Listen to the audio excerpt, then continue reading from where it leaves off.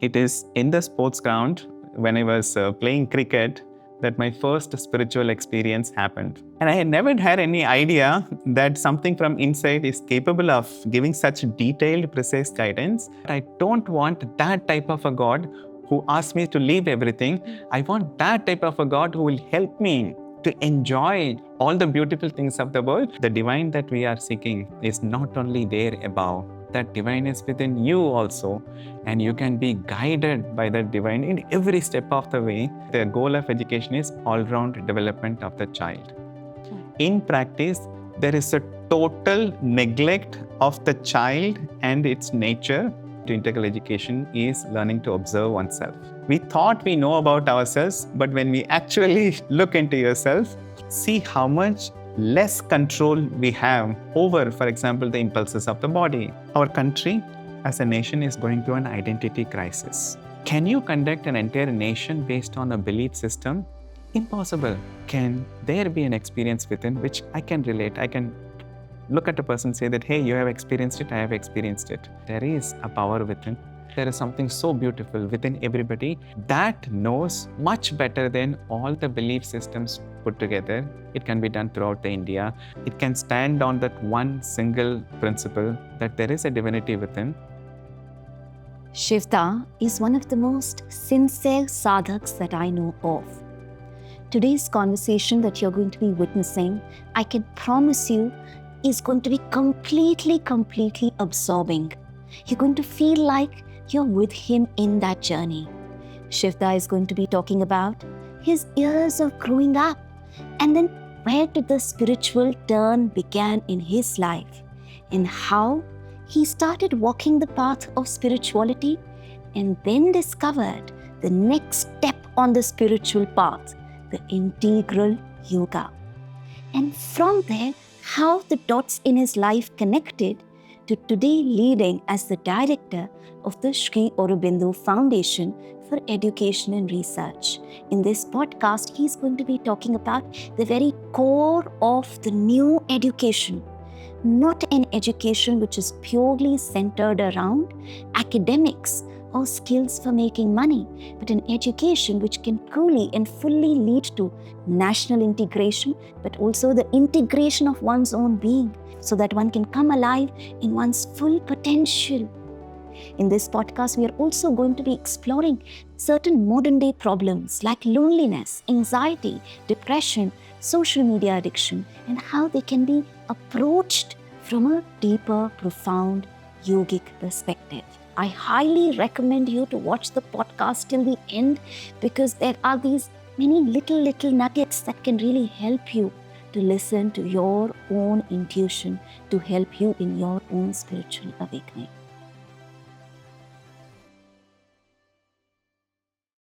Namaste and a very warm welcome, Shivda.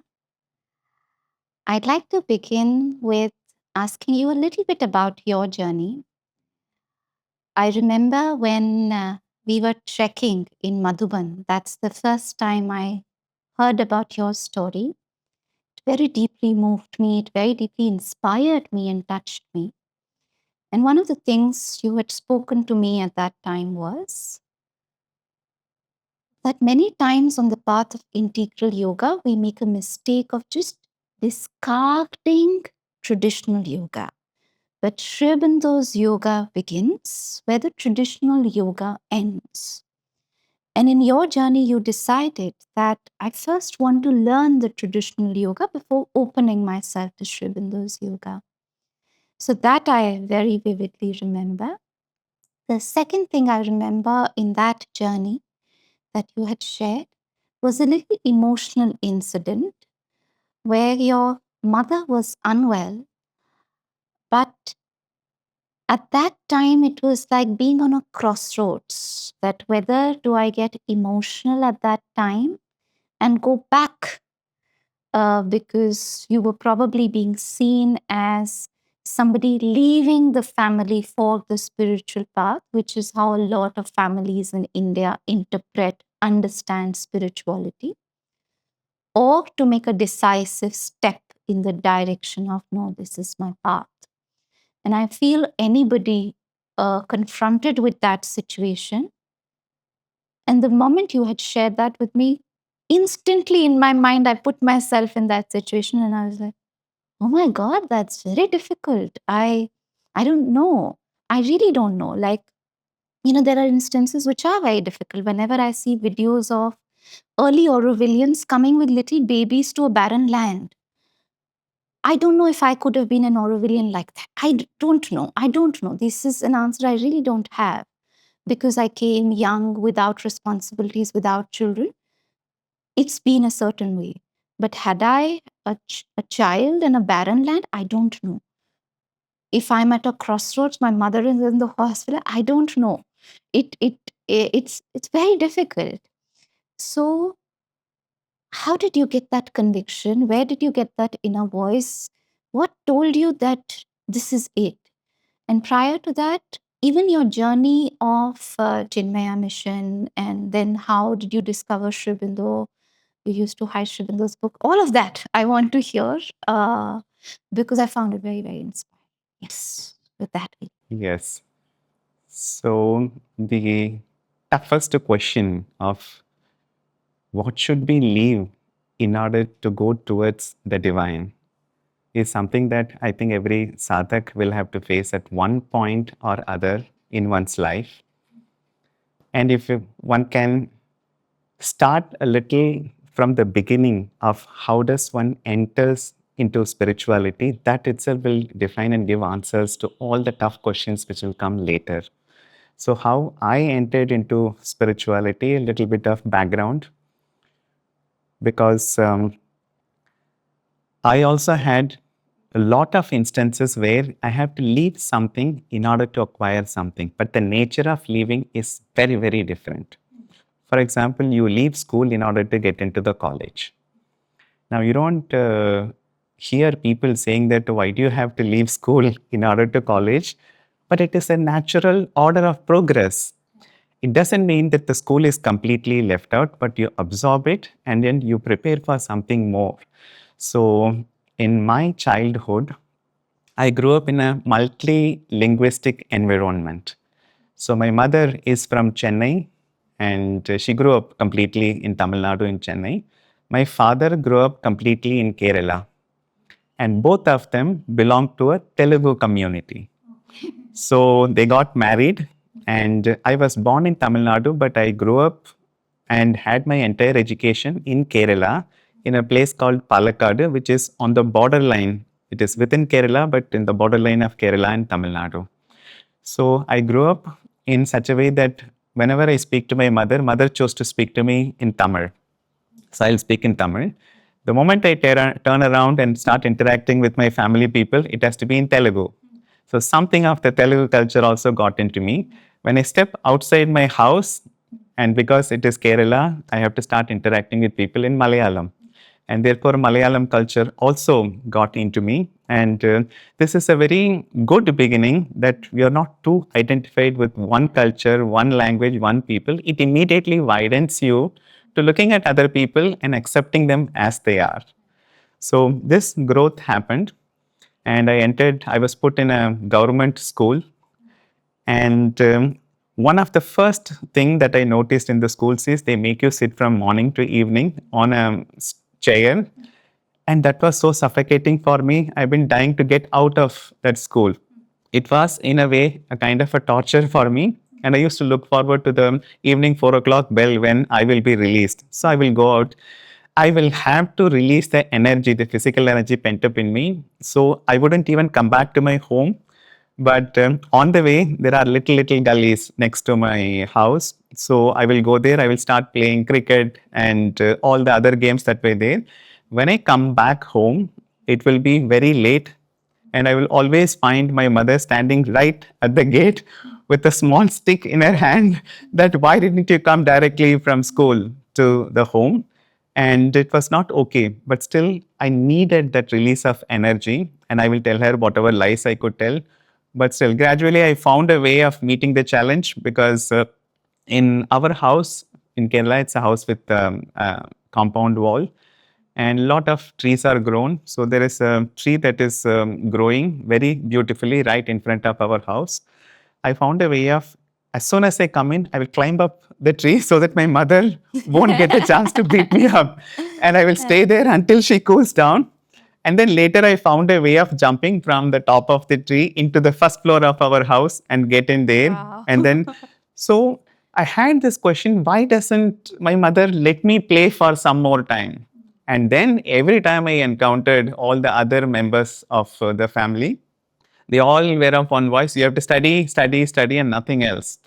And I somewhere couldn't relate to that study. Why don't they understand me? Why don't they let me be what I want to be? That question carried on until I reached the college. And from the shift from school to college was again what our educational system does is the second one, that I did my classes till 10th in Tamil medium. My mother put me in a Tamil school. After 10th, I have to go to college in Kerala. Plus one and plus two are done in college. We call it as pre-degree, and then we get into the degree. By one day, all the subjects I have to study in English, whereas I have grown up studying all the subjects, physics, chemistry, mathematics, and all that were in Tamil. And overnight, it has to be done in English. Something that put me off so completely that I ended up hating this educational system, which doesn't allow my mother tongue. By mother tongue, I mean the tongue in which I speak to my mother, which happened to be Tamil, to change overnight. So my interest in education further dipped. My interest in sports became much more. And it was, if I have to tell you that all the learning that happened for me, it happened on the sports ground. Hardly anything happened in the classroom. In the sports ground, I learned how to tackle defeat, success, and how to put one's effort. Only if you put in effort, you are likely to get results, etc. And interestingly, it is in the sports ground when I was playing cricket that my first spiritual experience happened. Very beautifully. So I was a hardcore cricket player, and when I was batting at that time. So we had a cricket match with another well-known club, and that means that all our team members take it very seriously. So we were meeting on the ground. So the prominent bowler of that team is coming to bowl a ball, and I am there. I'm the opening batsman. Somehow I made up my mind that I will have to stay till the end. There are 11 people in a cricket team, so I will be there as the last person to get out. So this person is a ferocious bowler, and the first few balls I couldn't face at all. Then I was so much intensely wanting to meet the challenge that I saw him coming with his ball, and suddenly I went into a different space. Everything else was the same, but I saw him coming, releasing the ball. I had an instant connection with the ball. It was something which is so dear to me and something which I can so relate to it. I'm almost one with the ball, and it's coming towards me because it wants to have an interaction with me, and I need to be ready to interact with in the best possible way. And at that time, I found that my body's movements were guided by something from within, so that even before the ball pitched, I'm already in the stance, ready to face the ball. And as the ball got up very close to me, I made the perfect movement of meeting the ball. I hit it, it went to the boundary. And then it happened in one single movement of something taking over from within, guiding me every step of the way. And I had never had any idea that something from inside is capable of giving such detailed, precise guidance. And throughout, I felt such a joy because you have to be a cricketer to know the joy that you get when you execute a perfect shot. And when that happened, I was suddenly taken over by this thing. And then from that moment, I wanted to have that experience. I wanted to have this guide coming to me and helping me out. But how do I get in touch with it again? If I can get in touch with continuously, what a wonderful thing the life will be. It's almost like having a jugalbandi with everything else. It will be a dance, a joyous dance. It's very beautiful that you narrate something of this nature as your first spiritual experience. Because when we traditionally think of a spiritual experience, it's under a tree, you're having some kind of a meditation. Here you're in the middle of life, in a cricket field, facing a ferocious bowler. So that's very interesting. Now, this, in a way, I would say, saved me from later attempts by people to make me leave the world so that I can go after the divine, because I had one proof that something so wonderful is ready to guide me in what I want to do. And that was there. From that moment, I wanted to look for people who can tell me how to do that. And people who are already in touch with it, guided, maybe they could give me a few tips. So I was constantly going around. I had already reached college at that time. So it was a good thing that the college studies did not engage me or interest me much. So I went around. I came across the Chinmaya mission that was there in the Palakkad city. And there, somebody told me that the type of questions that you are asking, you might have answers there. Go there. There is a nice Swamiji who is sitting there. So I went to the Chinmaya mission. And there was a very young brahmachari there who was conducting satsangs regularly. So I instantly liked him because he is so well behaved, so much respecting the other person. So after every satsang, we will enter into a conversation. So I'm asking him that this is my experience. I want to feel that happiness, that joy, and I want to do the best possible things at whatever I take up. So what does your spirituality has to do? He says, then he started telling me quietly that all that you are seeking for, it's not available in the cricket, not available there, but you will have to turn towards what we call as the divine. And it is actually you are seeking that only through cricket and other things. So why do you have to give so much importance to everything? You have to drop everything, turn exclusively towards that. So I asked him, what does it mean that turning exclusively? So he said, leaving the studies if you're thinking of a career. And then he said, family, be very careful because they might also get in the way. Friends, all. At that time, I had already developed a deep love for technology also. So I was asking him, so what about the technology? I find this internet is coming up, computers are coming up. It is so fascinating. He said, all that could be obstacles to your path. And unless and until you leave everything, and then only you could go and walk on that path. And I will end up saying that, no, but I don't want that type of a God who asks me to leave everything. I want that type of a God who will help me to enjoy all the beautiful things of the world. I know there are a lot of bad things also. Definitely, I don't want to have anything to do with them. But that is what I'm looking for. Do you think there is a divine like that? And again, he will enter into a discussion of how everything here is limited. You're seeking for something unlimited. And therefore, you drop all the limited things, then only you can seek that unlimited things. I'm asking, can I not do that through all the limited things and then seek the unlimited? He said, that is not possible. That is a trap. And you have to be very careful. So something inside me was very forcefully saying no to that. And all the logical things that he was saying was making sense to my intellect. We entered into almost hair-splitting argument of how the limited things, whether they can take us to the unlimited or not.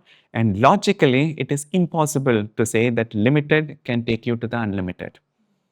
And yet, should I recognize that and then leave everything? Or should I recognize that which is saying within me that no, there is something beyond that? Seek, seek, seek.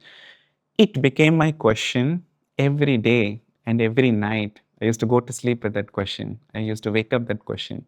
All the other interest in my life even dropped out because I couldn't even focus on sports because, the person has said that no, don't get caught up in sports. And I was almost literally taking every breath with that question. So the happy, childish person that I was became very serious, introverted. I was walking with that question. And as I was walking with that question one day in Palakkad city, I crossed one bookshop. And in the bookshop, they had kept few books on display. One book was kept upside down. So I naturally wanted to flip it back.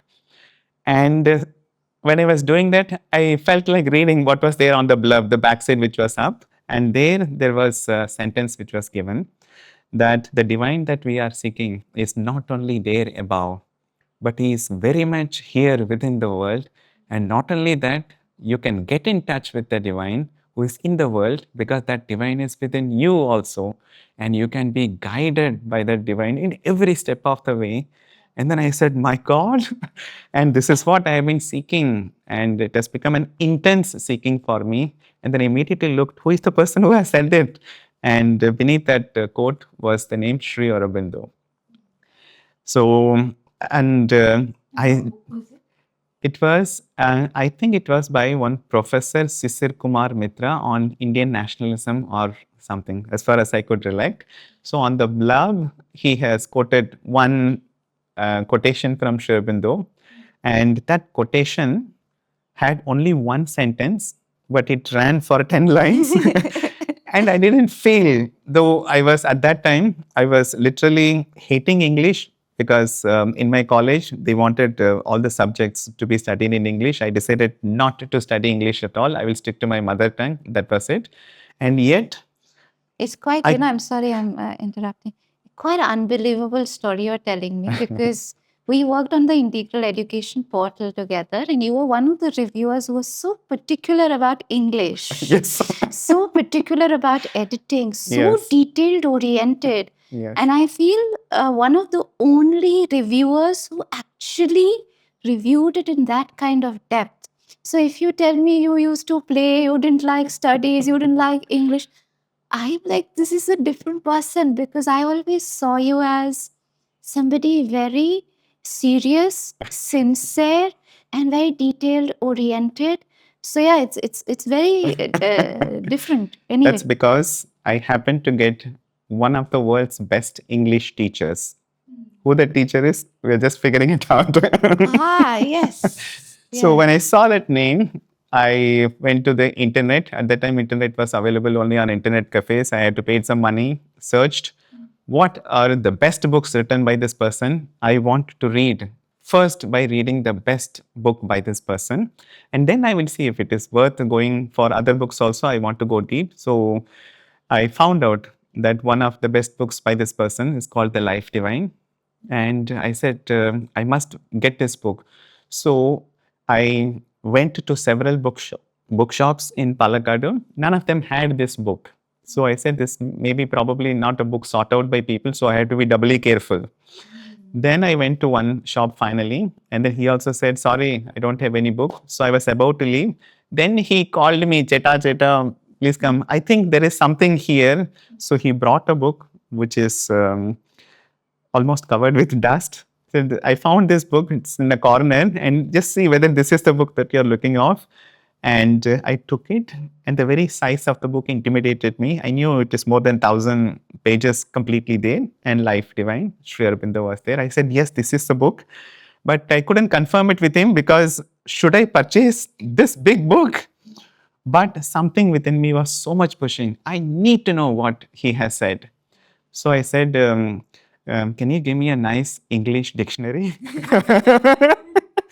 And he brought the Oxford dictionary, pocket dictionary. I didn't want to go for the big one. That itself is really intimidating again. So I purchased both the books. And then I started reading The Life Divine as the first book. And I started reading from the first chapter. Every sentence had 10 to 15 words, which I had never heard of. So I will refer to the dictionary. I will meticulously write down the meaning. Then I will close the dictionary. And second day, I will read only probably 1 or 2 pages I could finish in a day. I will go through it again, this time without a dictionary, but going through the meanings. And then the third time, I erased the meaning because I had already related. I knew the meaning of the words. And then as I went through it, I could find that something from the book is going through me. It's not I am reading the book, I am going through it, but something from the book is going through me. And it was so relatable. It made sense to me. Every sentence came alive, and I'm interacting with something which is so alive, full of, later I have a word for it, full of consciousness of the person who wrote it. So that I know now, but at that time, something was entering. So I allowed the book to enter through me. And day after day, I was reading only this. I have stopped everything else. So I go to college, come back, I open Life Divine, I go through it, note down the difficult words, and I will review it. When I review the portions that I have covered, I found what a wonderful way of explaining something.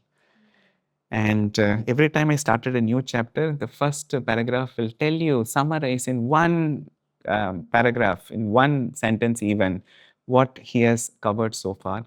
And then he will lead you. And when the chapter ends, he will tell you what is going to come. So every time we finished a chapter, it was like a thriller for me. What is he going to tell? He has already indicated. And day after day and month after month, I went through it. And then I said that this is so wonderful. I want to know more. So I wanted to see where it could be got. I came to know that there is a book publishing house here in Pondicherry, Shabda. So I had ordered. Now, by the time my college studies were nearing their completion, I got into an engineering college because everybody said that is the in thing. And I loved the technology, but I hardly get to experience technology. It was more theory. So first year I had good marks. Then the marks started dipping. My interest in reading Sri Aurobindo became more. And towards the end, I somehow got through it. And I was not ready to go attend interviews by mugging up all the textbooks. So I will pick up a book from Sri Aurobindo and I will get into the train. And throughout my journey, I will read Sri Aurobindo. And that was so much keeping me alive. I will bungle the interview and it didn't matter. I will come back. But by the time I finished one year like that, the pressure from the family started. An engineering student, a good boy who used to get good marks, after finishing engineering, sitting idle at home. So the pressure became so much that I couldn't take up that pressure because it's coming from people with whom you love them. So I looked for a job. I got into a job, and only my surface person was there involved with everything. But inwardly, the moment I got back home, it was another person who was there, and I was feeling the need. Can I have a day, at least one day from morning to night, I can live this life? And that was when I was seriously asking. I said, who can answer me but Sri Aurobindo?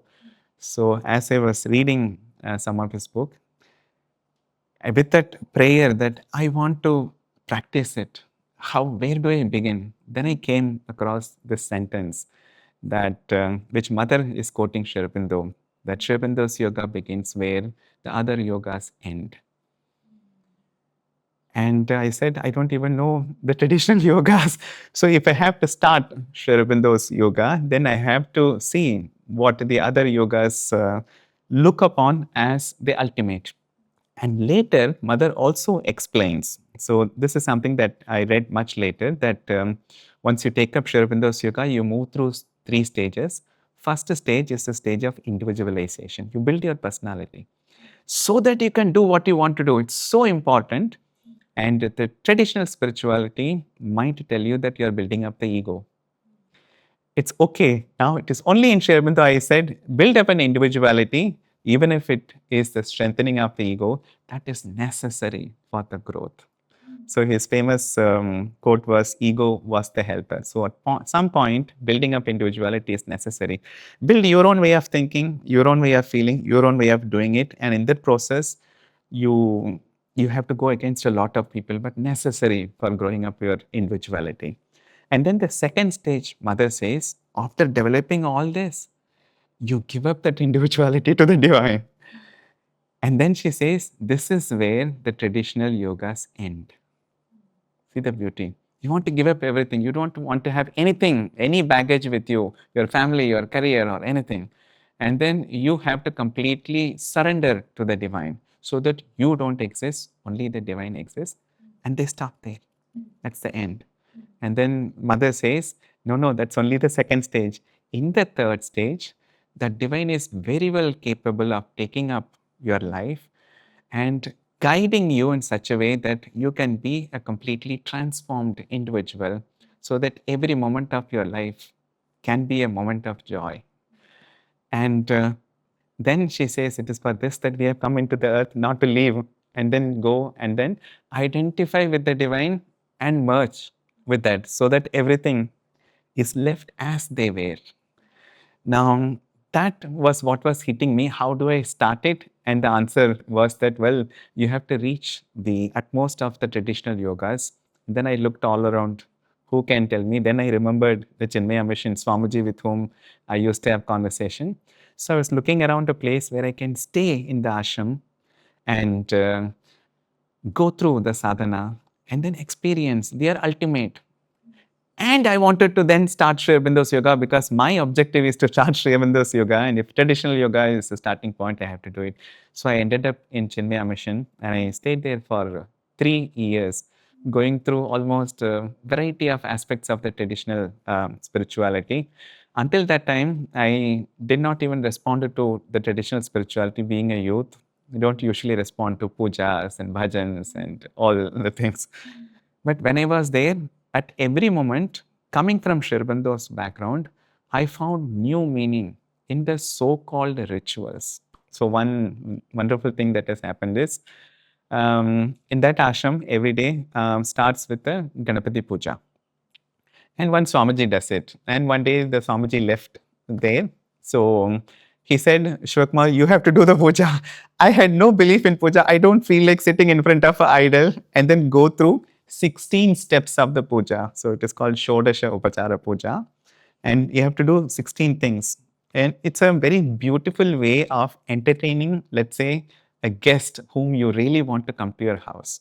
So these 16 steps are, you invite the guest, you make the guest sit, and then you engage in a conversation. You give him something to drink.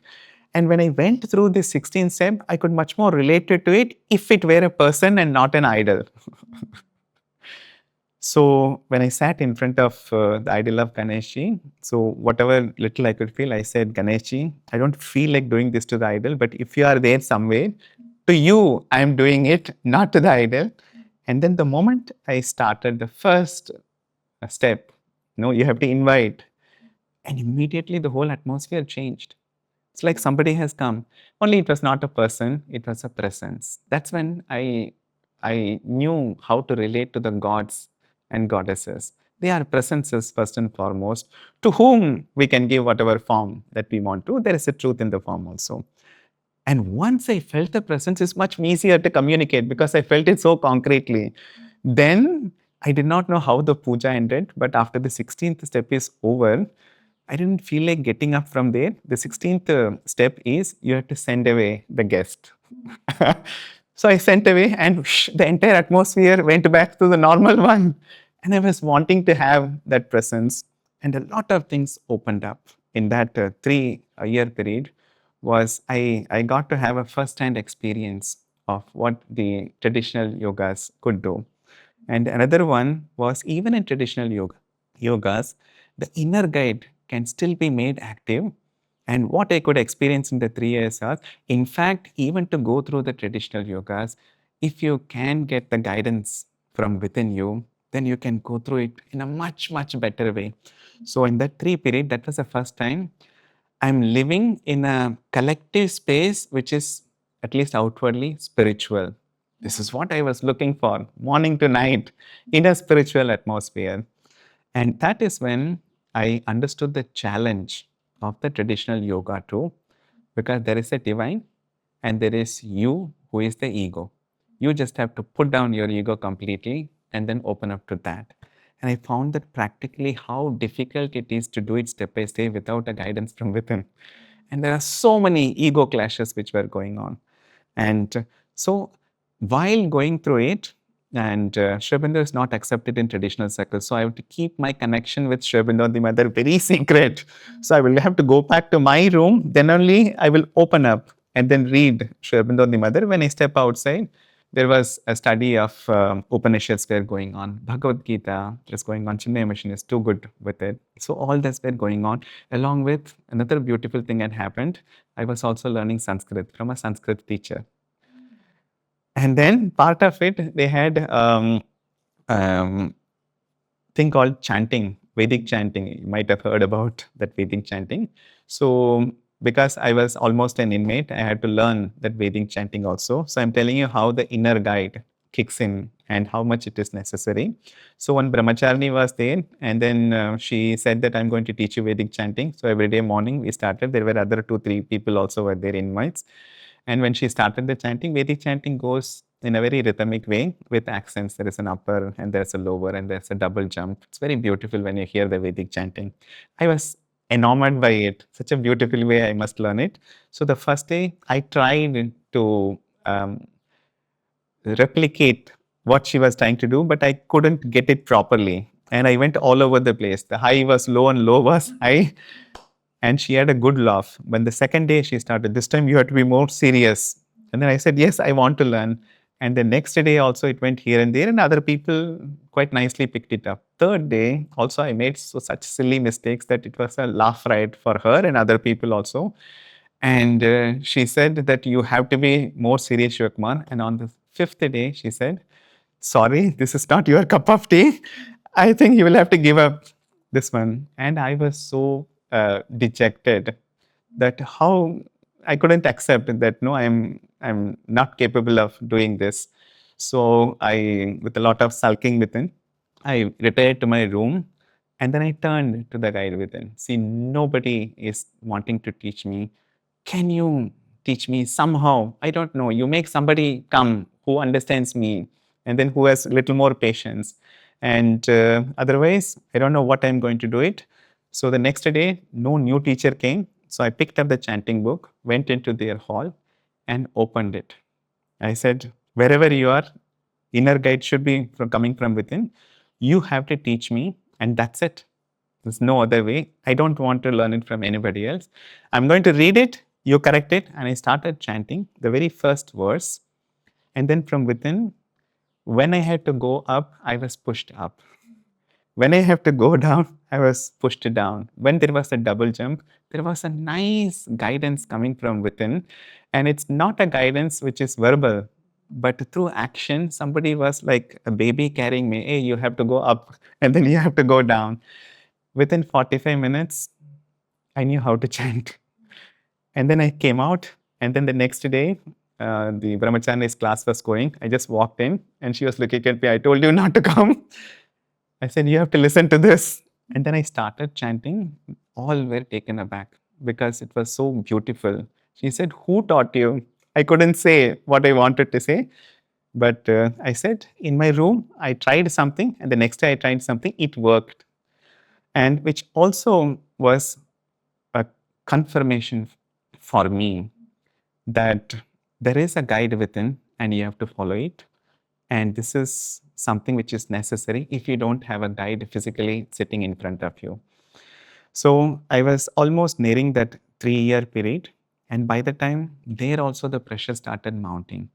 They said, here is a young boy and we must make him into a sannyasi so that he reaches his goal. So the pressure was mounting on me to adopt sannyasa. But I know I have had a taste of this inner guide, but I am not yet ready to leave the traditional yoga because Aurobindo has said that you have to experience, the ultimate of that. Where will I get it? I looked around. Well, I didn't think that anybody could do it. I mean, help me to experience that. So one day I suddenly left, and the only other person, the spiritual person I knew is Mata Amritanandamayi. She stays in Kollam. So I went there without telling these people, just a break. And then I went there, and that was the moment, very beautiful moment that from a traditional guru, I have to get the traditional experience. So when I went there, she is also known as a hugging saint. So she will ask you to come give a hug. And to some people, she will ask them to sit next to her because there is a little more work to be done with them. So she asked me to sit there. She gave me a hug, asked me to sit there. And as I was sitting here, I found the atmosphere around her to be so intense, so different, like it pushes out everything of the world. And I sat next to her for 10 minutes, that's it. When I got up, I was surrounded by a presence which was so marvelous. We don't have a word for it. It was filling everything. So I was looking at everybody. There was hardly anything which I was able to see, but that presence which was there in everybody walking around, completely unaware of what fills them in, doing their own things, but unaware of the presence. So I left the place. I was going in a bus. I was looking at it. There were beautiful mountain ranges between that place. I looked at a mountain and I saw that in and through the mountain, there was a solid presence. It was there so much, enveloping it, informing it, and then part of the presence is in me also, and somehow that presence was interacting with that presence.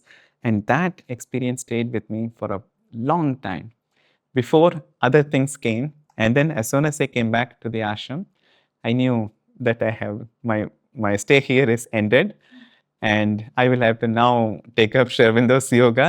Sheer grace that I have had a glimpse of what is the ultimate experience.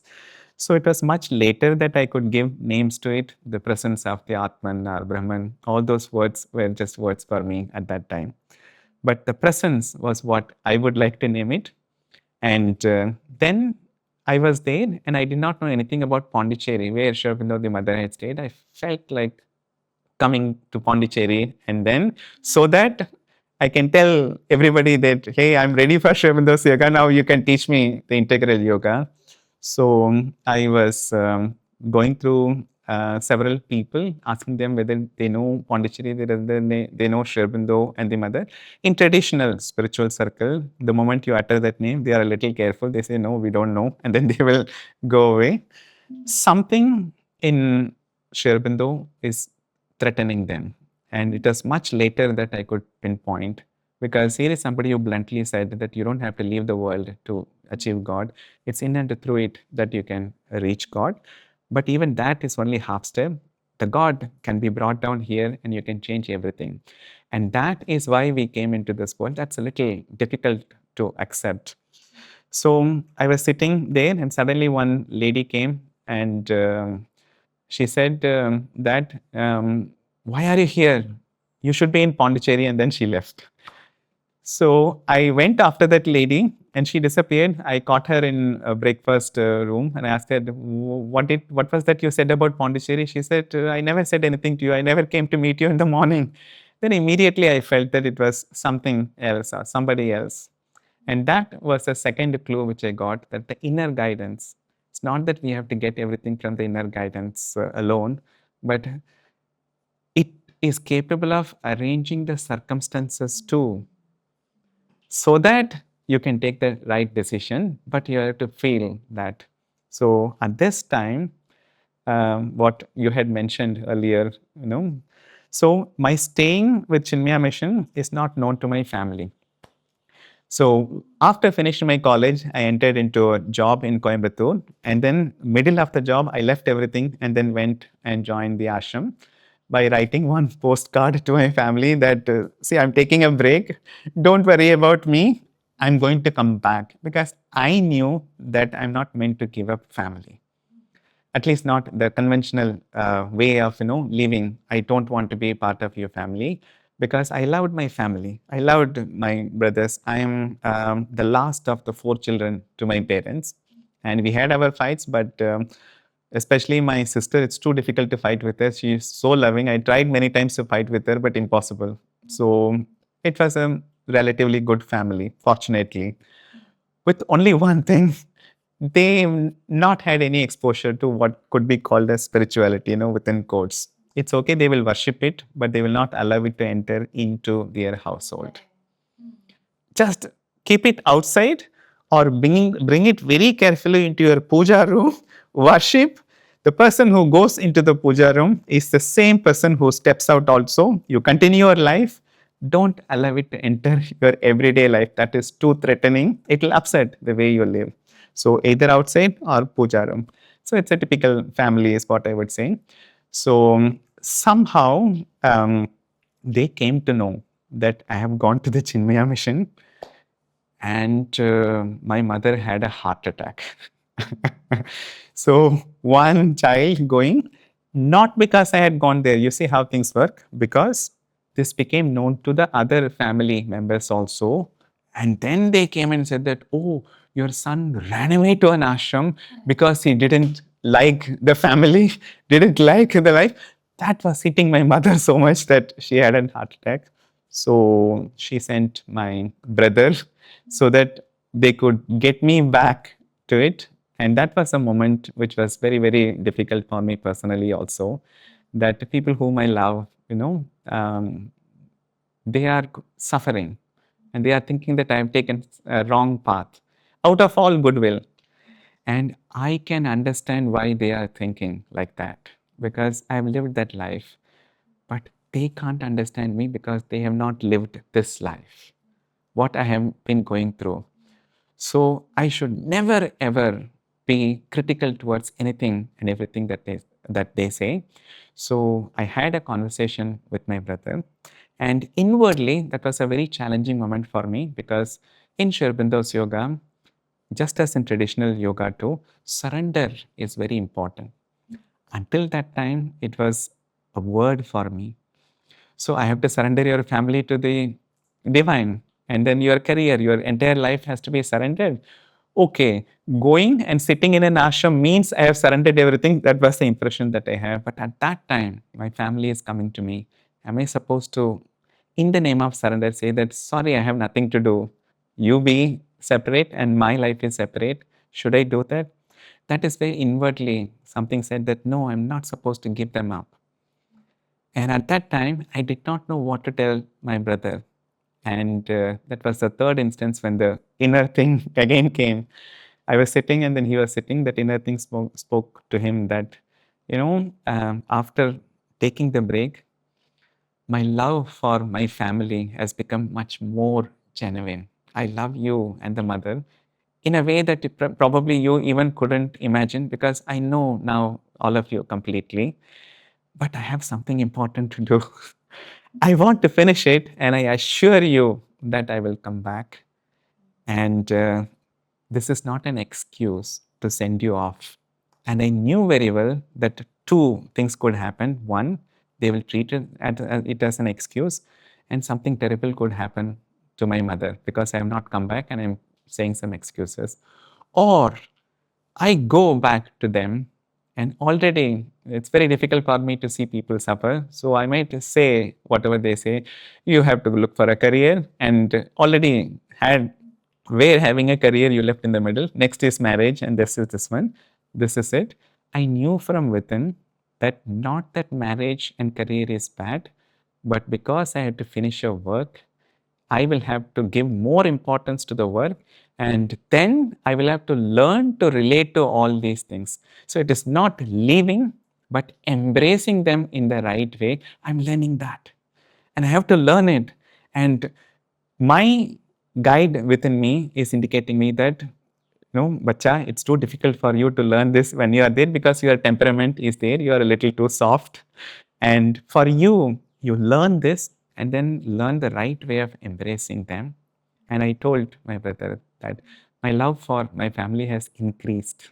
It is not decreased. Now I understand you much more than I will come. And I will feel when I have to come, and then I will be there. And then he said that mother is not going to accept. You'll kill your mother. And somewhere within, I didn't know what to respond. And I just have to tell that the divine or the mother, by the time I had already turned towards the mother, I feel from within that I have to learn this first before embracing the family and everything, right? If, in order to honor this commitment within, if I have to carry the name that he is somebody who has killed his mother, let it be that, but only if you sanction it. And I know that you want me to continue this experience. And that was it. And then I took up my family and then offered to the mother that it's not that I have to go and take care of them. You can take care of it much better than I can. And I'm surrendering, I'm offering my family to you. And at that moment, I knew the meaning of surrender. And it's not me being there, but it's handing over to a higher authority the complete care of the people whom you love. And if it so happens that you have a role to play, you will be told from within that you have to go. So I told him that much, that nothing will happen to the mother. It was a blunt statement, not from my surface mind, but something inside spoke through me. You go back, I will come when the time is ready. So then Surprisingly, he listened to it. He couldn't say no to it, or he couldn't come up with any other argument too, but he left. And then I wrote another postcard to my mother. That was the first one I'm writing after a date, that I'm coming back, don't worry. And this happened simultaneously with my instruction to go to Pondicherry. And then I ended up in Pondicherry. And then I knew that while in Pondicherry, I made it a point to meet my family, meet my mother. And when they needed, I told my mother, whenever you need me, I will be there. Just so happened that later also there were some family requirements. I dropped things here and then went, took care of it, and then came back.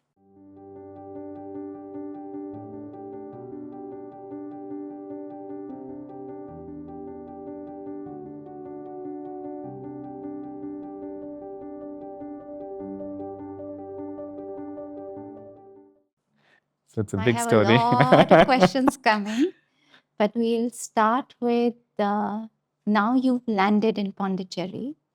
You explained how, as a child, you were very discontent with the education system. And then, now for the last 3 decades or more, you have been working in the field of education, whether it's integral education teacher training programs or the Oro Youth program, in light of Aurobindo and the mother's new vision for education, soul-led education. So how did, and I see that in my own journey also, it's like another force that connects the dots and makes you come like a full circle, almost like there is a plan. You know, I was dissatisfied with the economic system. That's how it began. And then over a period of time, I forgot about it. You know, it became about Aurobindo yoga. But there came a juncture in Purnam's evolution where we had to embrace economy and business. And then I remembered, oh, that's exactly where I started. And then I could see, oh, that's what mother is teaching me. If you have to look at economic system, first you have to understand money. First you have to understand finance. You have to understand business. And I was resisting business. You know, I was saying, no, we will not be an income generating unit, you know, and it was almost against my ego's will that I was put into Purnam, income generating unit, and had to embrace things that I was really not wanting to embrace. But when I one day sat and I looked at it, yeah, mother is preparing that. Actually, that is where the aspiration started. So I'd like you to speak about how did, you know, when you came to Aurobindo and the mother, how did that translate into action? Because another thing, another little story from, because I see a lot of parallel with your story. You came through Life Divine, I came through Life Divine. And even when you share about, you know, some of what your relatives were saying, I'm like, ha, North India, South India works exactly the same. So I could relate a lot to that as well. Anyway, one of the things that happened after I came to Aurobindo and the mother, I felt like I'm sitting on a gold mine, but I don't know what to do with it. And I wanted to apply it in the world. I was very clear I don't want to teach it, that I don't want to sit and read and make people study books. I felt that's not for me to do. There are people who are very good at it. It's for them to do. I didn't feel that is my work. Then how do you apply it was not becoming very clear. And I was going around India. I went to organic farms. I went to rural immersion programs, trying to see how do I implement it. And I was just like, it wasn't happening. Then I discovered Aurobindo. But yeah, I mean, you were also like discovering Aurobindo and reading and then getting inner experience, getting that sense of the inner guide. Then how did that bridge to work happen? And how did education happen in such a significant way in your life? So that. So after my coming to Pondicherry, I decided to join Sri Aurobindo Society. And at that time also, I felt I did not know that 3 organizations exist. There was an ashram, there is a Sri Aurobindo Society, and there is an Auroville. And I felt that this is what I have to be part of it. So it was much easier for me without even knowing much about all the 3 organizations. So I became part of Aurobindo Society, and you see how the things work. The moment I joined Aurobindo Society, Shivakumar Society was holding youth and education camps every year. It was one of their flagship programs. And the person who was organizing the education camp and the youth camp decided to take another field as his interest. So just before my coming, he has gone to my senior Vijay Bhai and said that no, I will change my line of work, and then that's it. So when I came there was already one day Vijay Bhai called me, and then he told me that the person who was organizing this, he has left. Can you please take it up? Now, I had read integral education, but organizing it is a different thing altogether. But you will have to get in touch with. But I found that this is maybe another way of knowing more about integral education, because I have had a first-hand experience, a thorough experience of the conventional education system, which, according to me, when I look back, there are two things which are seriously lacking in the conventional education system. The first thing is, on paper, it says that the goal of education is all-round development of the child. In practice, there is a total neglect of the child and its nature. And without understanding the child and its nature, how are you going to facilitate all-round development? It's just a namesake. So it's an eyewash that is there. And what we are following is by and large the system that has come from British. And also it is not the system followed by British. There is a difference. They brought it, but they did not bring the system as it was practiced. Just to give you one or two examples to set the context. In Britain, the entire education system happens in their mother tongue. Simple. When they brought all that education, did they make the same thing here too? That did they make a new type of education which they wanted to give in our mother tongue? It didn't. So one of the very critical thing that I found is the entire education is supposed to happen in a language which is alien to you, which is not what they do in their thing. How can they dare to impose it on a country where an entire country is supposed to learn everything in a language that is alien to them? And that was very, very heartbreaking for me. I have witnessed it when I went from 10th standard to college. And I knew what it does to a child, that you are simply disconnecting him with the entire educational process and the entire learning that it has to give. The second one is more subtle, because for this we need a little background of what we are going through now. So if you look at the national level, look at India also, our country as a nation is going through an identity crisis. What is the ideal for it, which it has to stand, is not clear. Should it be religion based, ideology based, or a modern humanism based? There is no clarity. And there is a terrible confusion in a country as a nation. We had something in the past, then the Britishers came, they changed the education system, and now we are a country which is seeking its nationhood, and there is no clarity.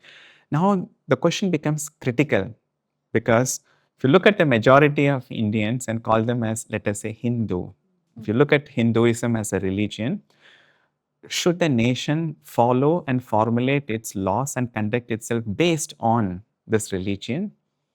Or, for the sake of secularism, should it attempt secularism as it is practiced all over the place? Should it attempt an ideology like capitalism? And there are so many isms that are there.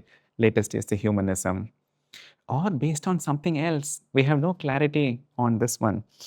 And this is where, if we decide to conduct the nation based on any of these belief systems, you look at all the religions that are available to us, Hinduism, Christianity, Islam, and several other things, ideology. Let us say that the popular version of it is based on belief.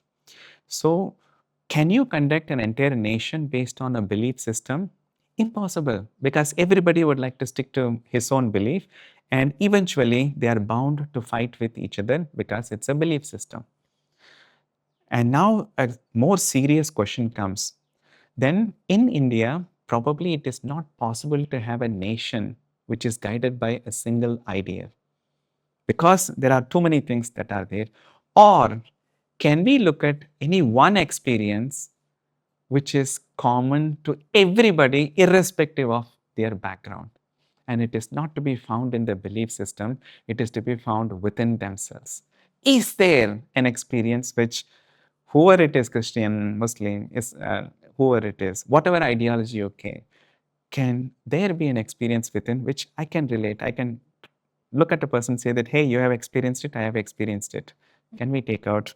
And it's sheer grace that I was given a glimpse of that experience, that there is a power within, which is beyond your belief system, beyond even your ideas of popular, religions, which when you rely on it, that knows much better than all the belief systems put together, whether in a good way or an artificial way, and this knows best.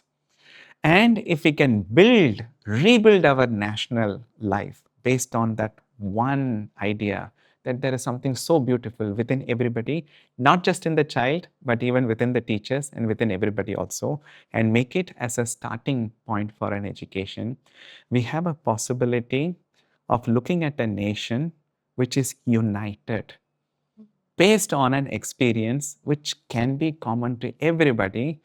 And how do we express it has to be different, but not in contradiction with each other, but in harmony with each other. So, two different things could exist in contradiction with each other or in harmony with each other. Now, the possibility of the second thing is born with this approach. And if this cannot be the basis of our education, where the children will become the future citizens of India, what other foundations could be there? And that is where the beauty of integral education comes. The very first discipline it talks to the teachers is know that there is something within you, and this is the true you. And then the task is to find it, discover it, base your life on it. Everything else will fall in line. And this is what the mother calls it as the psychic discipline in the chapter Science of Living. And the second thing is not only that this is capable of, you are able to get in touch with it, but it can set things in movement. So you know precisely at every moment, and you are guided at every moment to face all the challenges of life, so that you can move towards a higher ideal which is very far off. We are talking about the whole nation. So if we can have an education which recognizes this, if we want to call it inner divine, we can call it, mother calls it as the psychic being. So if we can base our education, center it on this psychic education as a starting point, from there help the child to train himself completely so that he can be what he wants to be and yet be in harmony with everybody else. And that is so important for this age, because we are looking at an age from the previous ages. I would say there was a kind of collectivism. People used to think in masses. There was a collective ego also rampant. We are now entered into a subjective age where individual egos are rampant. And there is no way that you can bring so many individual egos on a single platform. It can be done only through that experience. And suddenly we are looking at not only the education, but at the organizations built by Sri Aurobindo, the mother also, be it Sri Aurobindo Society, Sri Aurobindo Ashram or Auroville, to set an example that such a possibility exists, and this is in fact the thing that is needed, which we will have to approach step by step. So in the ashram, when it was founded by the mother, these truths were made available to a group of people, and everybody was trying to figure out. So mother used to humorously say that ashram is not yet a collectivity, it's a lot of individuals collecting together.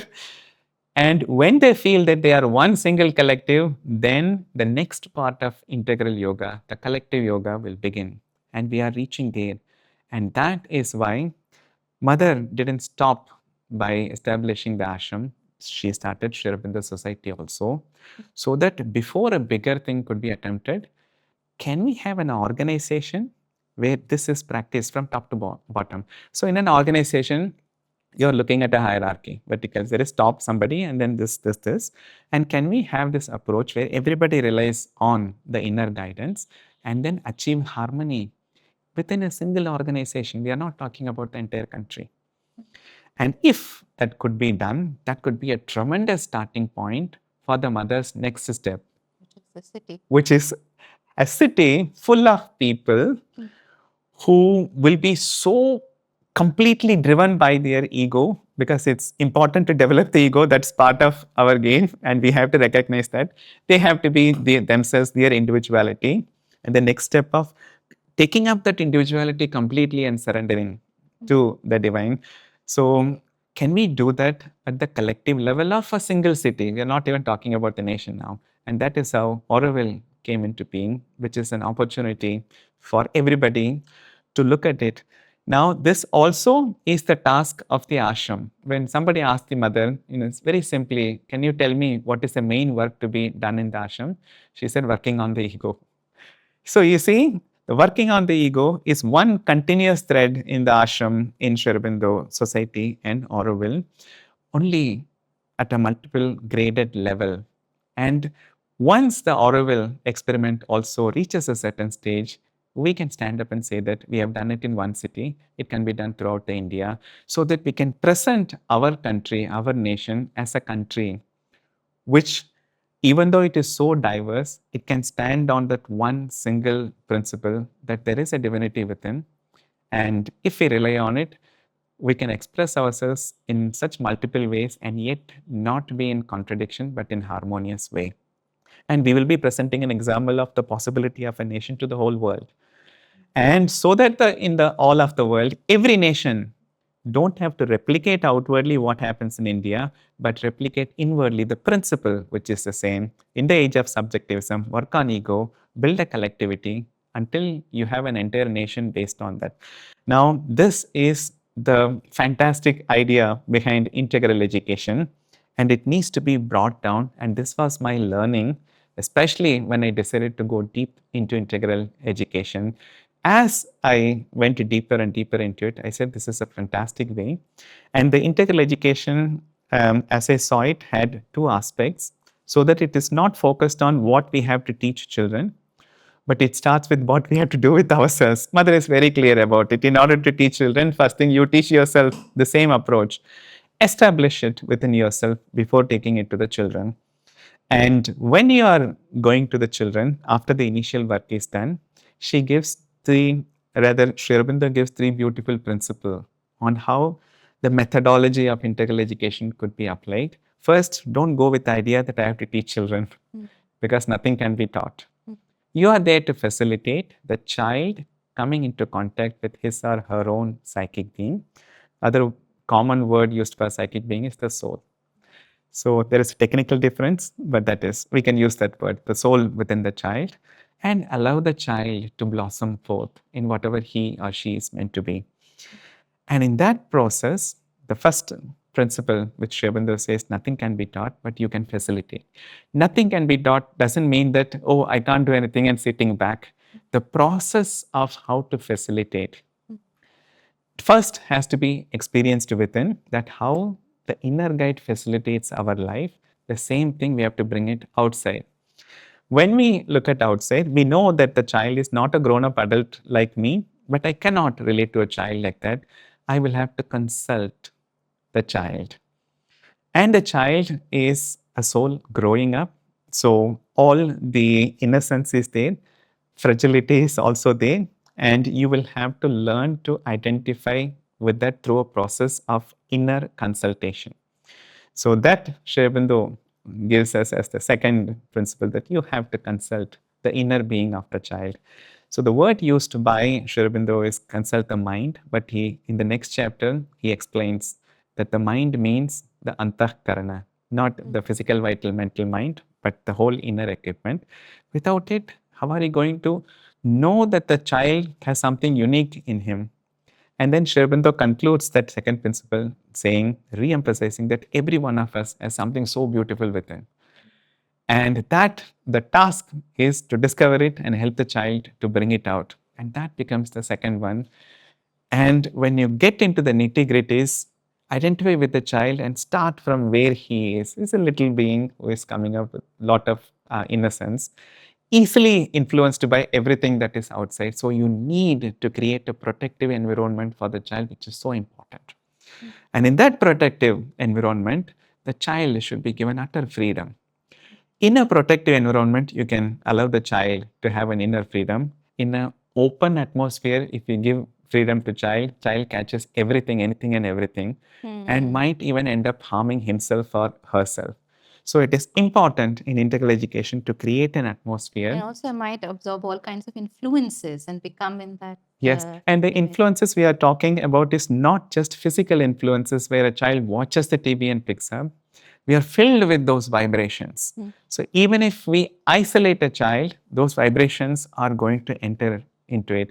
So by a protected environment, we don't mean only physically protected, but psychologically protected environment, which means that the task of a teacher is much more establish that atmosphere within you. Few people will have to get together to establish that atmosphere outside physically. And we are so fortunate that at least in the organization created by the mother, if you look at Aurobindo, the whole city is filled with her presence. The whole organization, Shiv in the society, and the physical space of ashram, they filled it with tremendous presence. So we don't have to establish the presence. We just have to help the children to turn towards it, which they will inevitably do because they are children, so open in that age. And then the integral education can happen. Now, when we look at integral education this way, it gives us a clue to almost the life at the global level.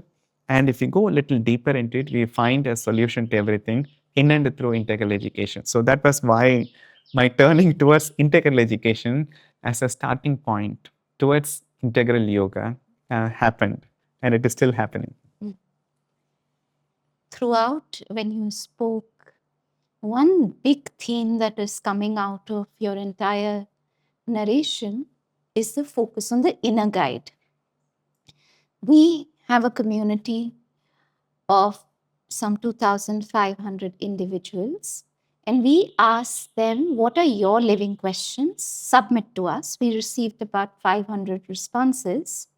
The topmost question asked, and these are seekers between the age of 25 to 45 majorly, but some are above, some are below. It ranges from a 13-year-old to an 88-year-old. So the entire spectrum is there, but majority 25 to 45.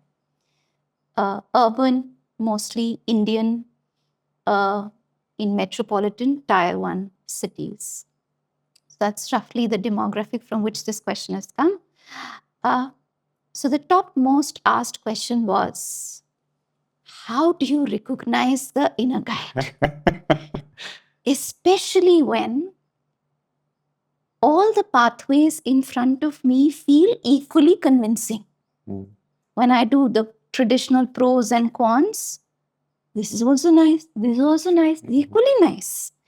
And how do I know this is coming from mind, this is coming from desire, this is coming from fear, and this is certainly coming from the inner guide?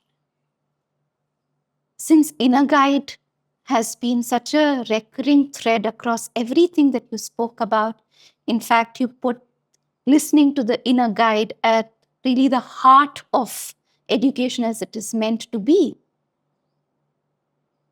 So for seekers who are wanting to walk this path and they want to learn, how do I know what is the inner guide?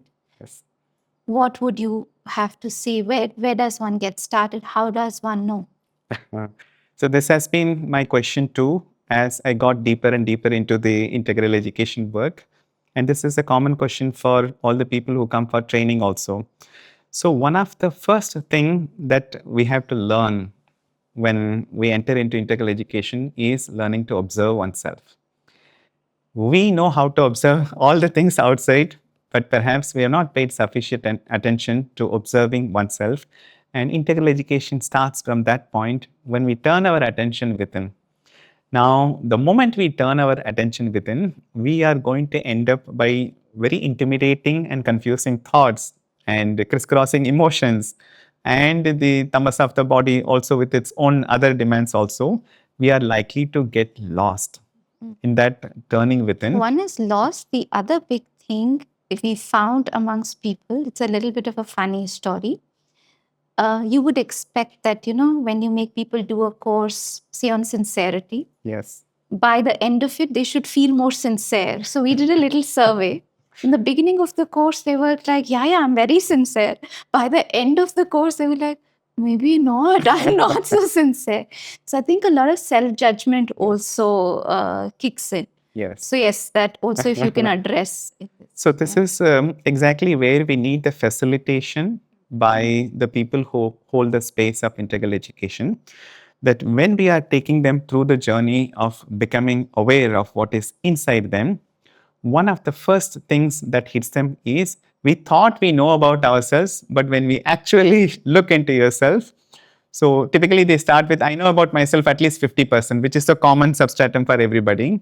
So when you begin to observe ourselves, see how much less control we have over, for example, the impulses of the body, the emotions, or the thoughts.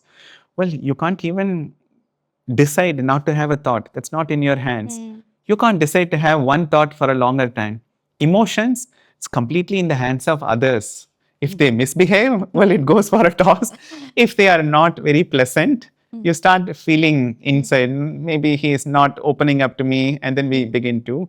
So the emotions, the control of it is already given to other people.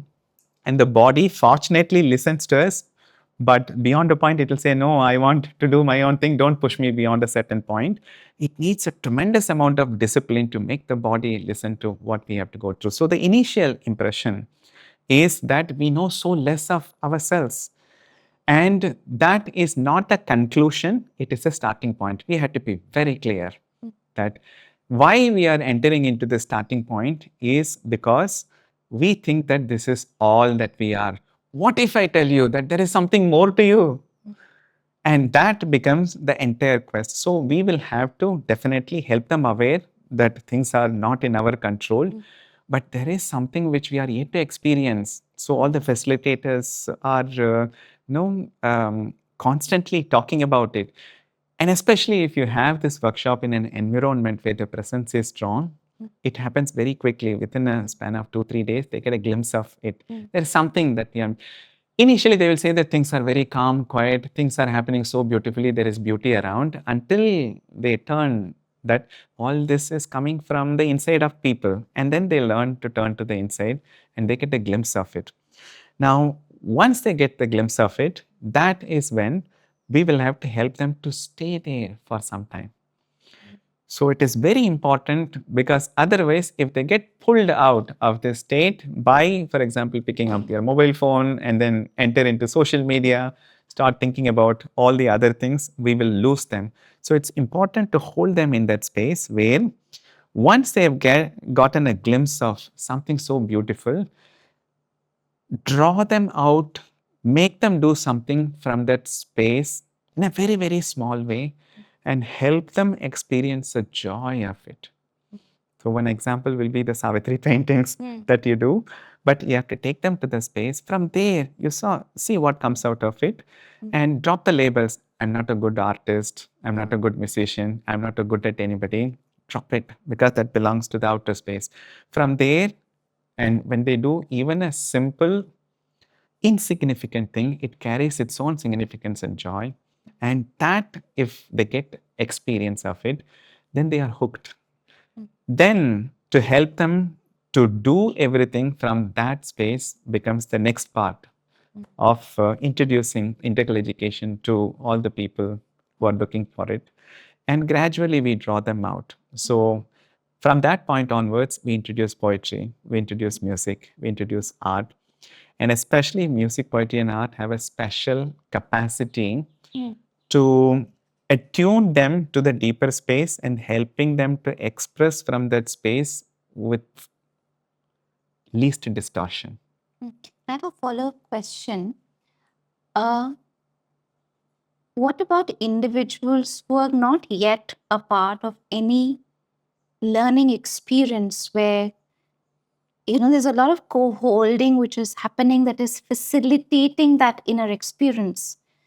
I'm sure a 9-day Oro Youth camp is a whole lot of back-end psychological group work that is not just about carrying logistics and administration, but it is really about carrying that atmosphere that goes into. Is it necessary to be a part of something like that? Certainly, from the experiences that we've had as facilitators, it's very beautiful to see the blooming, the flowering that the atmosphere can really cause. What about individuals who are not yet able? Although one part of me saying, well, everybody is They able. should make a little extra effort. Yeah.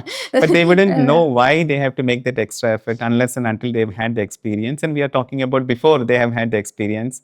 How does one cope with? So, one important thing is, even as an individual, it is important that if the atmosphere is not existing, one has to make a special effort to create that atmosphere, even if it is for a little bit of time during the course of the day. So we may have to probably select a space, little individual, personal. We may have to select a certain time where we can be intensely focused. And if we make it into a habit, at that particular time, the atmosphere gets charged with that presence, and that presence is so much important. Otherwise, we end up doing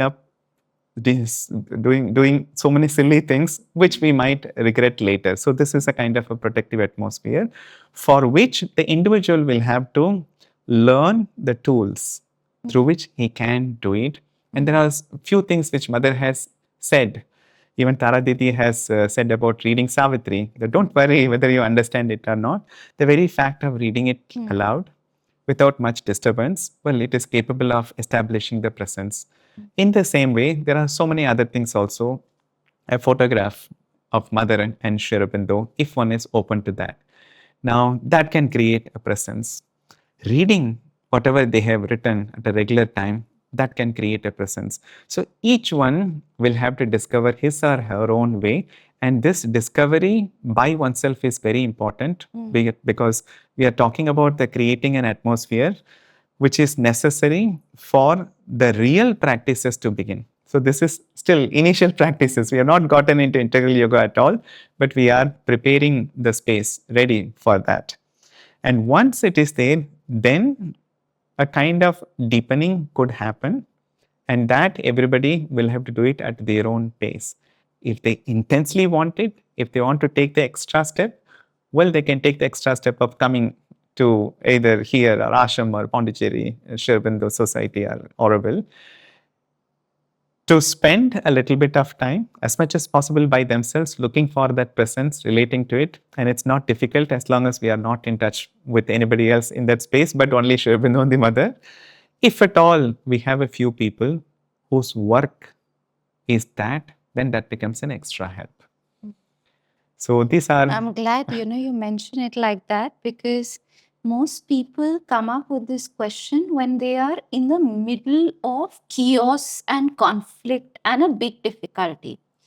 And that's where they're like, where is the inner guide? Yes. But the thing is, if you're not searching for the inner guide when everything is smooth, hunky-dory, relationships are going good, your child respects you, your husband loves you, that time if you're not looking for it, then when the child is disrespecting you, at that time if you want, it doesn't come ready, Yes. no? Because you haven't made that effort when the times were neutral or the times were happy. At that time, yeah, it's fulfilling me, so it's very nice. Okay, I have now a few questions that Yes. I wanted to share from some of the biggest problems of the modern day that the youth is experiencing. But I've honestly also seen this is not just youth any longer. It is really percolating across generations. So with the youth, it is really severe. And if we had to offer them something from the deep and the profound yogic knowledge. Because quick fixes are there. For instance, one of the biggest thing is social media addiction. Quick fix is download an app that blocks Instagram. But I know upteen people who keep blocking it, keep unblocking it. Then that itself becomes a thing in itself. No, it doesn't. It's not taking the thing out. It's It's like like giving up the habit of tea so that you can restart the joy of having tea and then Right. break up and then have Right. it. And in fact, that makes it even more appealing now because it's taken away from you. So there are solutions, there are behavioral changes solutions that modern day science, psychology is bringing. But I feel there is a very deep knowledge. Why are we getting addicted in the first place? Uh, is it just addiction? Is it just happening at the level of the lower vital? Or is it, I feel there's also like a lot of loneliness. I mean, UK has a ministry of loneliness. So, and a lot of people are no longer living with their families, they're living alone. And anxiety has also become an epidemic. Also, with such an information overload. And now every individual is a potential media house. Now, media is no longer controlled. Yes. And the way media is working is to get people's attention. Now, fear and anxiety works best if I have to get your attention. That's usually, what is preached, taught. So there is like a competition of the clickbaity thumbnails. Who can fear the people more to get more views, to get more followers? Okay. So that makes a normal youth, when they go on social media or on YouTube, they get an impression that everything wrong is happening in the world. This happened, because everybody wants to get your attention. And in fact, there was a little experiment with how do you make your reel on social media go viral? Take your phone, drop it on the floor. It goes viral. Yes. You don't have to do anything, no thinking, innovation, creativity, nothing. You just have to do that. So, for a young person who has technology all around him and who has these clickbaity things, fear, anxiety, attack has become way more common. I mean, panic attack, when I was a psychology student, we were studying. We used to think, like very few people have this. This has become really, really common. So anxiety, panic has become very, very common. So if one has to look at this entire thing from a deeper yogic perspective, for a young person who is a seeker and who wants to live differently, what would you tell that young person? How does that young person begin? What can that young person do, which is a little different? Yes. So you will notice that there is a certain connection between loneliness and addiction too. Loneliness can lead you to wanting something so much that the moment it is got, you get addicted to it. But you will have to step back and then look at the current age, which is the age of subjectivism. Now, in that subjectivism, everybody begins his journey as an individual. When he or she grows up, if life is not introduced to them, the good part of the life, experientially, the person grows up with less real connection with people and things, only very, very superficial connection. We are talking about people entering into their teenage and into beyond teenage also, having grown up, but not having had real connection or deeper connection with people or things. So when a person has grown up, you're already looking at a person whose faculties are not developed, at least I would say the faculties of, for example, remaining focused and engaged in something of his interest in a real way. It could be reading, dance, music, art, and whatever one feels like. That has become very, very less because it's superficially taught. And when that is lacking, the person grows up with an inability to make this connection with a world which is very rich. We will have to call it rich. There is a richer aspect and there are other side also. And when he is not able to make that connection, his urges for satisfaction remain the same, but there is no means for satisfying them. And there are a lot of things that are pent up when one grows without no outlet. For example, as we grow up, if we have not learned to open up our senses, so our entire life has to be sensed through our five senses. Everything that we experience will be at a very, very superficial level. Like if I hear something, I wouldn't know whether it's a tabla or drums because I've never developed my ears. I don't know whether it is music or not something which is music if I have not developed my ears. Beyond that, if we have not developed our emotions, they are largely dictated and pulled down by things, and that is, there are a lot of things which are outside it. So too with the mind also. Anything that grips them, drives them almost to the level of insanely fundamentalistic about something. Now, one falls prey for that. So, in this age, when a person has grown up, like 18 years, let's look at 18 to 28 years age, all the urges are there, no way of satisfying, no way of growing through them, and left only with something which is available to them in their hands. And that is what we are looking at, that small thing called. And here is somebody who has never even woken up early in the morning. That habit has gone out of the youngsters. He has not experienced a sunrise. And yet the urge, the entire system is tuned to that circadian rhythm. It wants to experience the sunrise when it gets up, that energy. When it is not available, you put a sunrise video in your mobile phone, you go through it hundreds of times and convince yourself that, and that is a very mediocre way of experiencing the world.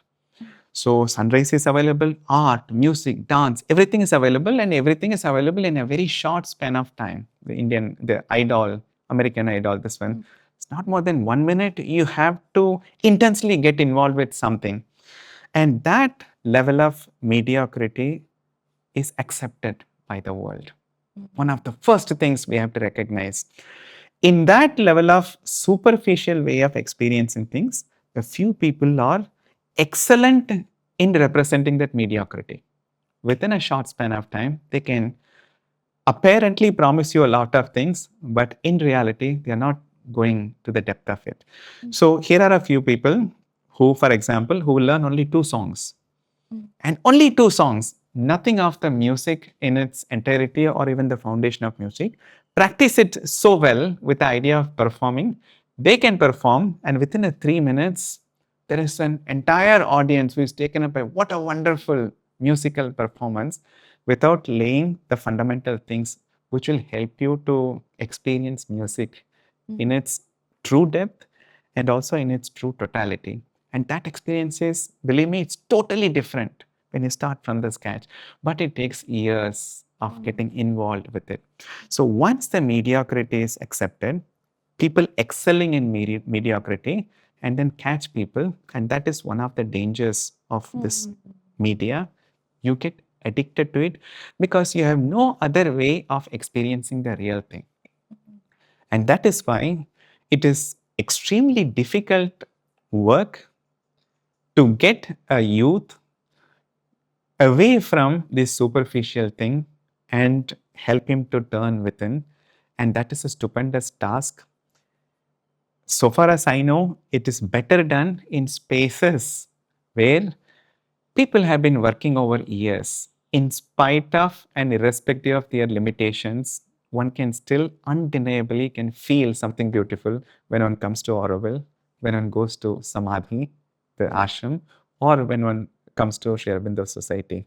So in spite of everything, there have been several beautiful things expected. And if they can make use of that as a help towards getting, for example, de-addicted for a limited period of time, we can't hope more than that, and introduce to them a different way of experiencing the world by enhancing their capacities and developing the faculties, for which we will have to probably give them kind of an experiential sharing happen by us. I also want you to share about the loneliness bit of it. The Yes. reason, I say it is, not just the youth, I have seen people across the ages, across the board, and not just the people who are living alone, but living in families also. Because in many times in families, there are emotional undercurrents which are not solved. And insomnia is also growing. So I've seen even older folks go to social media as a comfort. Yes. As a result of unresolved emotions, they don't really have a culture of communication, healthy communication. Either it becomes an unhealthy communication, or let's not talk about it, let's have harmony, at least on the surface. And deep sense of loneliness. And that all energy is channelized into getting some sense of emotional comfort. It's like emotional eating is well known that, Yes. when you're going through a rough patch and ice Stress eating, cream, it's called, right? yeah, stress eating or emotional eating that you My first eat. encounter with was when we were having a youth camp. Yeah. So somebody said that, what do you do when you are angry? She said, I eat chocolate. So when you get angry again, I eat again chocolate. When you get more angry, I eat more chocolate. And I was wondering, how does one help to cope up with the other? Which is true. Right. They are looking at it. I was about to come to that point, Right. and through the same And also exploration. because, mother's quotation where she speaks about how loneliness is, or aloneness as she calls it, is actually a very good thing if it is happening in your life, because this is a time to turn to the divine. Yes. Otherwise, you will always and forever satisfy yourself in the mind, oh, I have a wonderful husband, I have a wonderful brother, I have a wonderful workplace, and so I'm happy. You're lonely? Very good. Now you come to the divine. Otherwise, something or the other will satisfy you, and you will not turn the gaze inwards. Yes. So I really wanted you to talk about loneliness. Because Yes, we were coming there because when we are looking at an approach to life where we would like to have deeper experiences, and that can happen only if we develop a corresponding thing within ourselves. So, one true way of connecting with things is developing the corresponding thing within oneself. You want to get connected with music? Well, you have to develop your sense of hearing. You want to get connected with artistic things? Well, you'll have to develop your eyes so that the different shades of color and their combination and play everything. You want to enjoy all the literature in the world? You have to develop your linguistic capability so that you know how one word is different from another. Their shades are different. When they come together, you can mean something totally different. So, for every real connection, the key is to develop a corresponding thing within. Once we get this clue, I got that. once we get this clue, we know the true way of connecting things. We feel lonelier even when surrounded by 100 people is because we are not connected with them in the true way.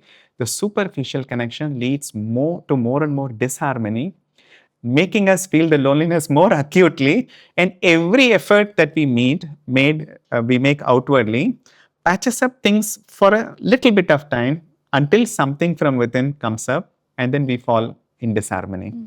And once we pick up the clue, what we are looking at is a fantastic way of approaching things. That once we develop the things from within, here is something which is capable of putting us in touch with all the beautiful things around us, because however bad things and people may look on the outside, deep within them, there is something beautiful. Only thing, people are so good at hiding that we don't get to experience it. But objects are more revealing, so it's much easier to get connected with, for example, plants, flowers, animals. You kick them out, next day open the door, they'll be at the doorsteps. You try doing that with your spouse and you will have the wrath of him. Now, when we wake up that way of connecting, we will find that if I pick up a flower and if I know how to connect with it, I can stay with the flower until it withers away completely. And even if the whole day I have to sit it, this is something I'm discovering recently. I've started seriously learning art because my education has not put me in touch with art at all. So I have two wonderful facilitators with me who are, who appreciate beauty. Through them, I'm learning how to be with beauty. Now, that also needs to be developed over time. Because you have a beautiful thing doesn't mean that you can experience beauty in them. Because you have a very loving, lovable people with you doesn't mean that, well, you can experience the love between you and them. The love, capacity to love needs to be developed within you, and it's a gradual process. The more you develop it, the more you are capable of getting connected with the good side. You take up a book, and one should be able to stay with that book, even if it takes, for example, I remember how I started with the Life Divine when I was in the thick of everything and when I was a typical youth. And if we know how to get connected with it, we can stay longer. The question of loneliness is a result of a modern approach to life where we have lost the habit of getting connected with the people. And that is one of the results of the education, which emphasizes so much on a few things as the result of the goal of education: money and a comfortable life. Money and comforts are not the aim of life, but creating the capacity to get connected with themselves. The key towards getting connected with everything in a deep way is to begin by getting connected with the deepest part within ourselves.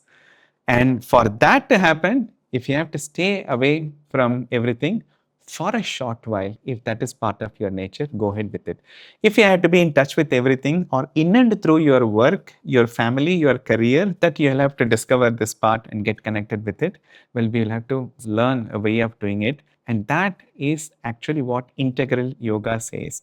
We must learn to integrate with the deepest part within ourselves so that we can step out and connect with the people, things, our nation, the whole world, and whatever else is beyond the world also.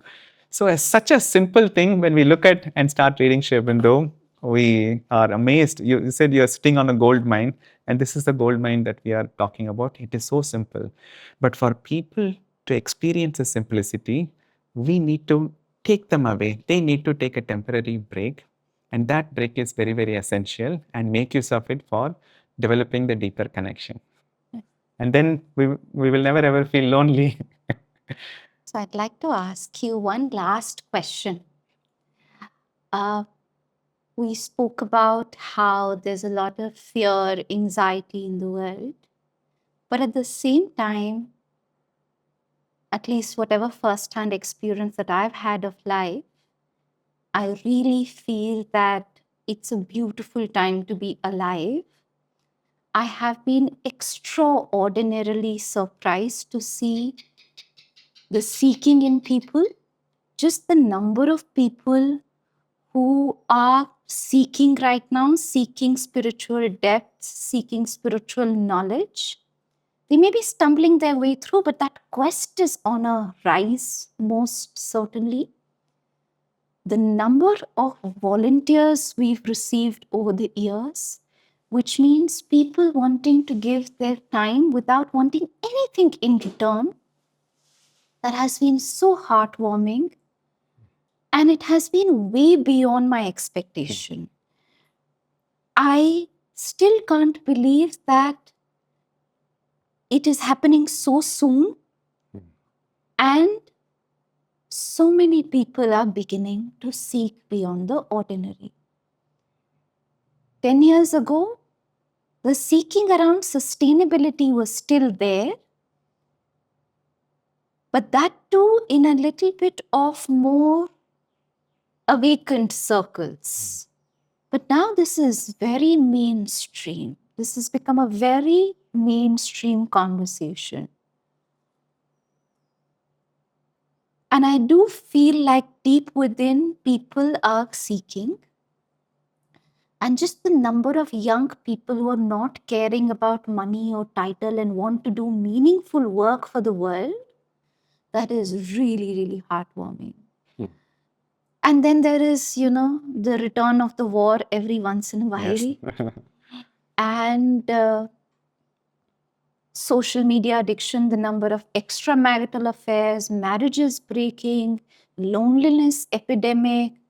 It feels like both the forces are increasing in the world, intensifying in the world, and really coming out very powerfully in the world. And it can get very disorienting for people, because things are also very rapidly changing with AI, and now even what began as the age of chat GPT, now even that age is coming to an end, a new age is starting. So on one hand, you have a very rapid technological development, which is already making certain jobs obsolete.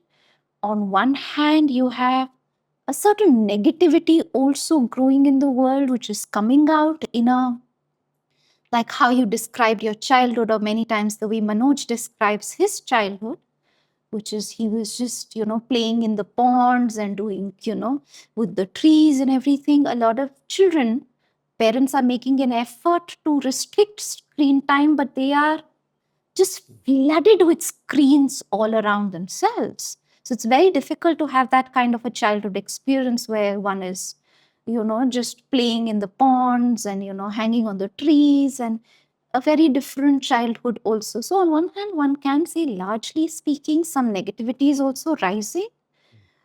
But on the other hand, seeking is rising, and the number of people who are wanting spirituality is also rising. How does one make sense and reconcile this thing? Because for many people, it's very, very disorienting. Every time I meet my mother, she says, I have stopped understanding only now what is going on in the world. Right? So, how do you, especially from Sri Aurobindo vision of new creation, of the supramental vision, how do you reconcile what is going on in the world right now? What exactly, according to Sri Aurobindo's, how he's mapped in the human cycle, the different stages, what is happening in the world, and how does one make sense of what is happening in the world? It's a very deep question for which we may have to assume certain things which could be a result of perhaps my own personal journey, and may not be relatable to everybody because the question is so vast. So to get to the depth of the question, a few things we will bring it into our conversation. One is the fact that this world is an evolving world. And there is a definite direction to it. However, it may fall down temporarily from that place. Somebody or something comes as an aid and then changes the course of the world so that the world once again starts moving in the same direction. We have recognized and we have identified this power that keeps doing the course correction as the spiritual power. Now, this is something that is necessary for having a conversation. And this power is evolutionary in its nature, and it is not going to leave out any aspect of life. You look at all the types of life in this world, from the most technical to the techno-savvy to somebody who is living in a jungle. The entirety of life is going to be taken up by this power. We are talking about a power which is vastly incalculable by our human mind. We can't even make any sense out of it. And it is so important to have this power as a power which is relatable to us, meaning I can get in touch with this power. Why? So that even though I don't make sense of the world, at least in my limited fear, I should know today what I should do, tomorrow what I should do, at the end of my life what I should achieve, which should fit into that picture.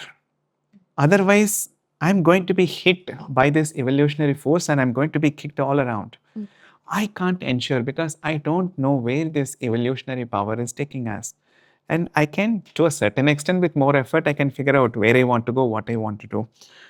And if I can get in touch with that power and presence, then one of the first things that I do is, can this power help me in taking care of my little things?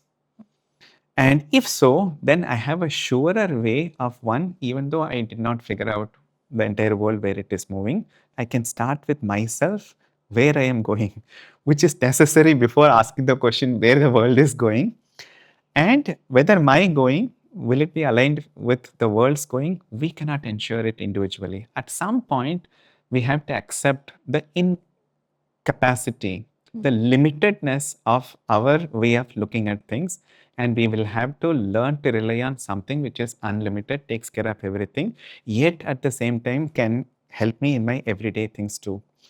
Now, it is important not only to recognize this power, but one agent of that power or one part of it should be available to me at a personal level at my beck and call.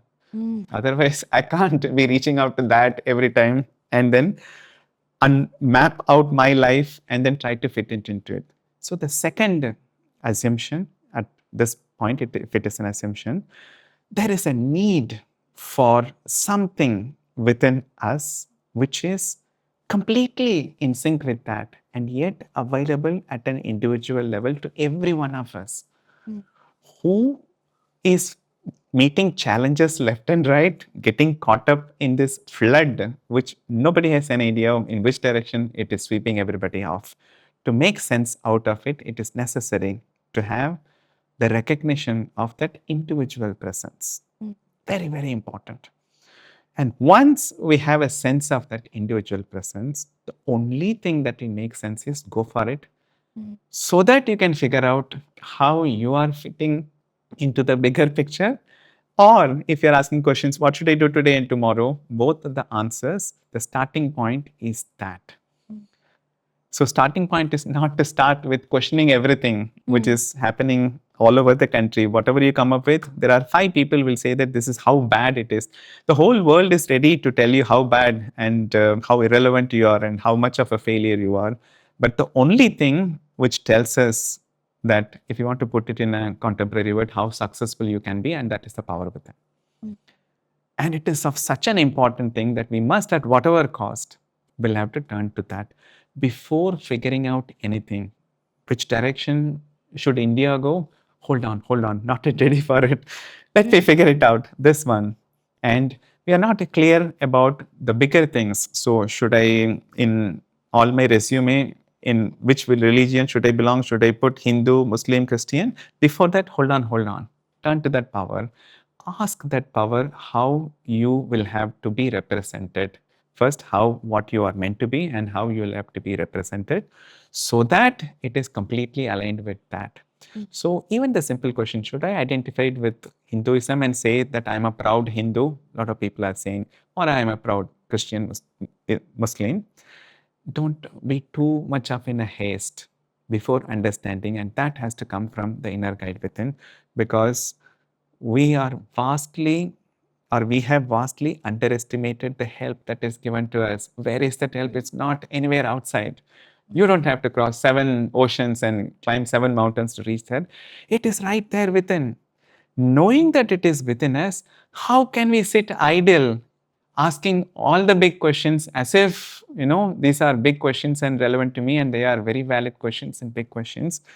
And the mother points it very, very beautifully, which happened in her own life, that the moment when she does it in the context of hearing for the first time the Gita and somebody telling the concept that there is a divine within you, she is asking, within me, and I have not been aware of it. All this why? And then she said, I turned towards it like a tufan. And because something within me, which I have not figured it out, it's okay if I don't know several other things, but I can't afford not to get in touch with that. And she says, that was my quest. So all the questions that we ask, should I do this? The only question we have to ask is how to get in touch with that which can help me to figure out everything else. If there is something like that within us, we just have to look for whether are there people who have been in touch with it, experienced it in whatever degree. That is sufficient, Marmi. I'm going to go and sit with them, pick out a few pointers, and in my own way, I have to make this journey, and nothing else would matter. We are at such a critical juncture where everything is rubbing against other. The only way to meet with them all is to ask the question that how do I get in touch with that which is within me so that I can step out and then face the world. Nothing else is going to make sense at this juncture. Yeah. Nothing else. Your answer also really reminds me of how when inwardly we are in touch with that presence within, no matter what is the turn going on in the world, it feels harmonious. But the moment there is chaos within, no matter how much harmony is around oneself, it feels chaotic.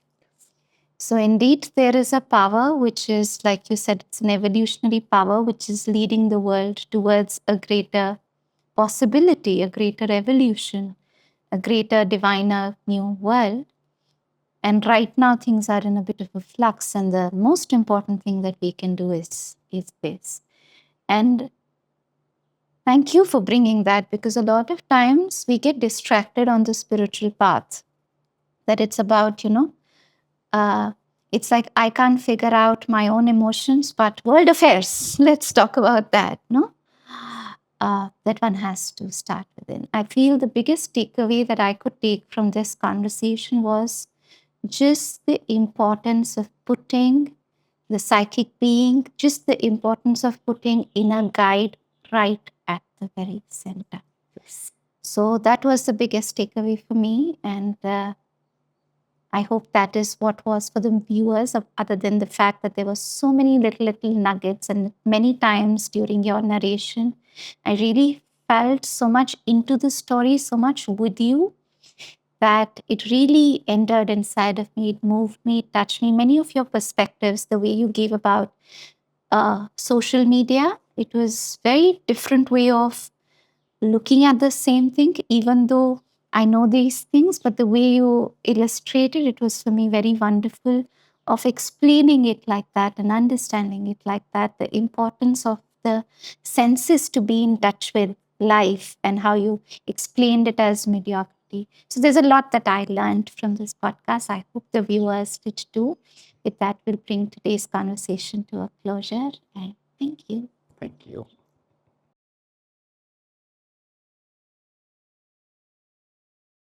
I really hope you enjoyed this conversation as much as I did. I really felt like I was in the journey with him. There are so many takeaways that I have taken for myself.